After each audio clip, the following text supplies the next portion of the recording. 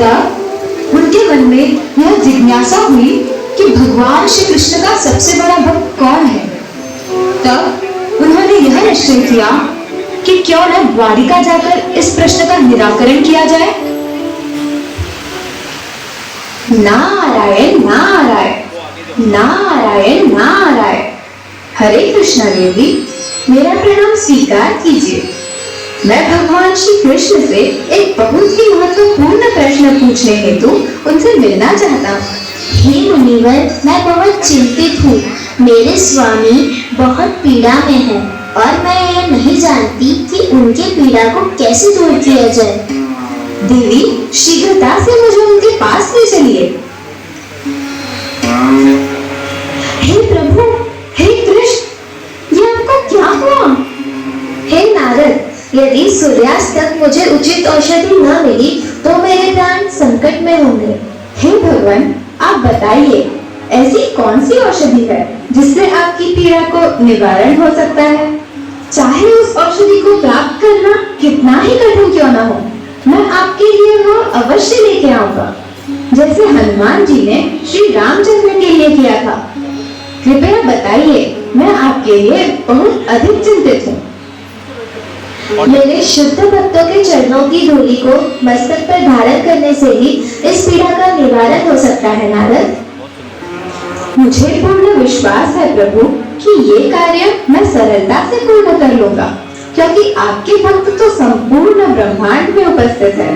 मैं अभी तुरंत जाकर किसी शुद्ध भक्त के चरणों की धूलि को लाकर आपकी पीड़ा का निवारण करूंगा। नारद मुनि पूरी तरह आश्वस्त थे कि वे बहुत शीघ्रता से इस औषधि को प्राप्त कर लेंगे।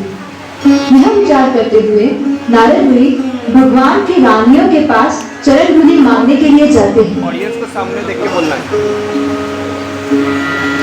हे नारद मुनि, आपका स्वागत है। यह हमारा सौभाग्य है कि आप हमारे निवास स्थान पर पधारे।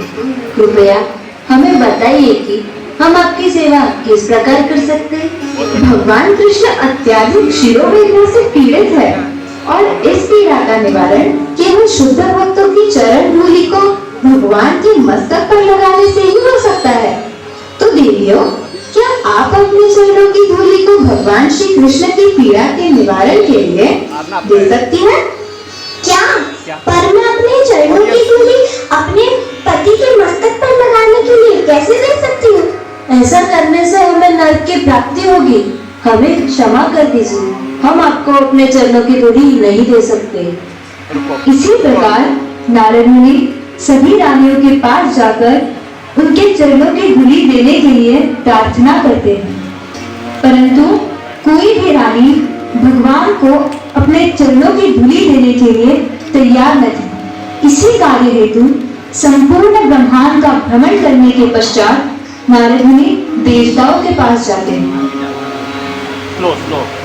ऑडियंस के सामने देखो। हे देवताओं, कृपा करके मुझे अपने चरणों की धूलि दीजिए, जिसे मैं भगवान श्री कृष्ण के मस्तक पर लगाकर उनकी वेदना का निवारण कर सकूं। ये क्या कह रहे हैं नारद? भगवान श्री कृष्ण तो हमारे परम परमेश्वर है तथा सभी के आराध्य है। हम उन्हें अपने चरणों की धूलि कदापि नहीं दे सकते। ऑडियंस, असंभव, यह तो महान अपराध है। कैसे कोई अपने चरणों की धूलि परम भगवान के सिर पर लगा सकता है? नारद मुनि निराश होकर वहां से आगे बढ़ते हैं। तभी वह कुछ ब्राह्मणों को संपूर्ण श्रद्धा एवं भक्ति के साथ भगवान श्री कृष्ण की आराधना करते हुए देखते हैं। तो नारद मुनि बड़ी आशा से इसी संदर्भ में पूछते हैं। हे महर्षि नारद, हमारा प्रणाम स्वीकार कीजिए और हमें बताइए कि हम आपकी किस प्रकार सहायता कर सकते हैं।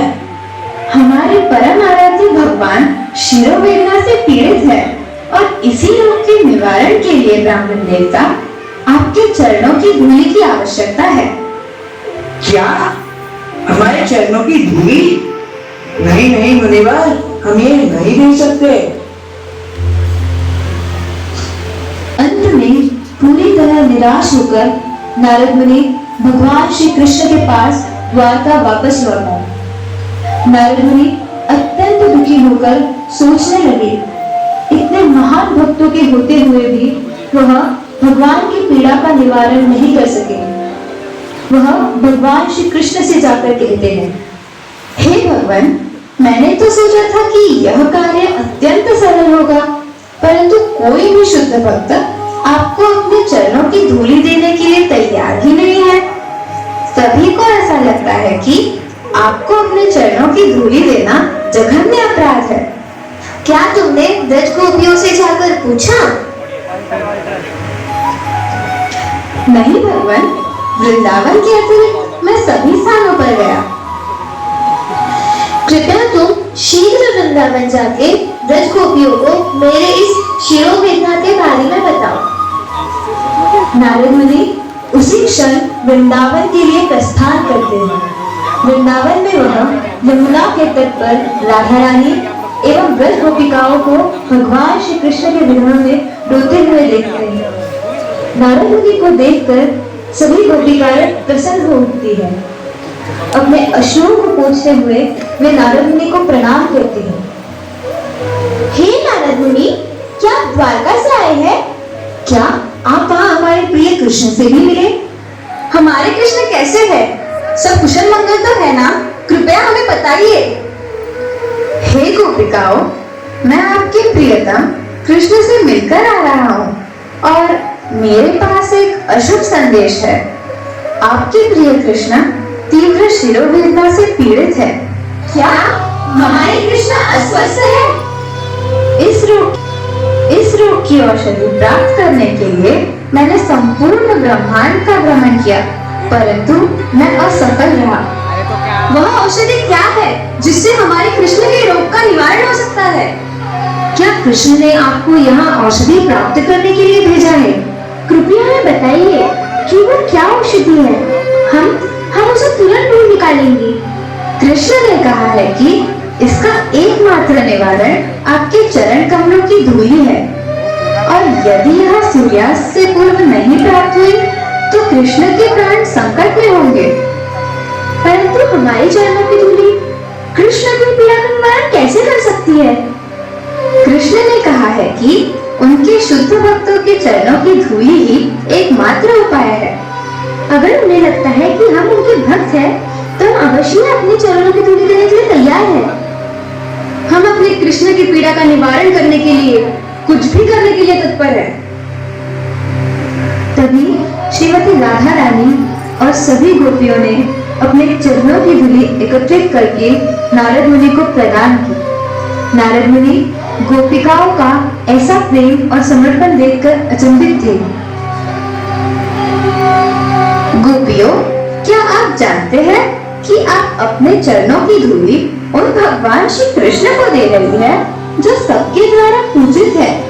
यहाँ तक कि देवताओं ने भी अपने चरणों की धूली देने से मना कर दिया है। उन्हें भी लगता है कि यह घोर अपराध है। हाँ, हम ये सब जानती है। यदि कृष्ण को अपने चरणों की धूली देने के लिए हमें नरक की यातनाएं क्यों ना भोगनी पड़े, फिर भी हम उसके लिए तत्पर हैं। हम किसी भी अवस्था में अपने कृष्ण को इस पीड़ा से मुक्त कराना चाहते हैं। अगर इसमें कृष्ण की प्रसन्नता है, तो हम प्रसन्न होकर नरक को भी जाने को तैयार हैं। नारायण नारायण। नारद मुनि तुरंत द्वारका के लिए प्रस्थान करते हैं। वे अत्यंत प्रसन्न थे क्योंकि उन्होंने कृष्ण के शिरोवेदना की औषधि प्राप्त कर ली थी। हे नारद मुनि, मेरे स्वामी की पीड़ा बढ़ती ही जा रही है। कृपया बताइए कि आपको उनके शिरोवेदना की औषधि प्राप्त हो गई है? हाँ देवी, मुझे औषधि प्राप्त हो गई है। नारद मुनि कृष्ण के मस्तक पर गोपियों के चरणों की धूलि का लेपन करते हैं। मेरी पीड़ा समाप्त हो गई है। अब मैं पूर्णतः स्वस्थ हूँ। देखा, राधा और वृंदावन की गोपिकाएं मेरी सर्वोच्च भक्त है। वह भयंकर नरक की यातनाओं को भी प्रसन्नता पूर्वक स्वीकार करने के लिए तैयार है। उन्होंने पूर्णतः अपने जीवन को मुझे समर्पित कर दिया है। हे नारद, यह घोषणा कर दो कि राधा और गोपिकाएं संपूर्ण ब्रह्मांड में मेरी सर्वोच्च भक्त है। धीरे धीरे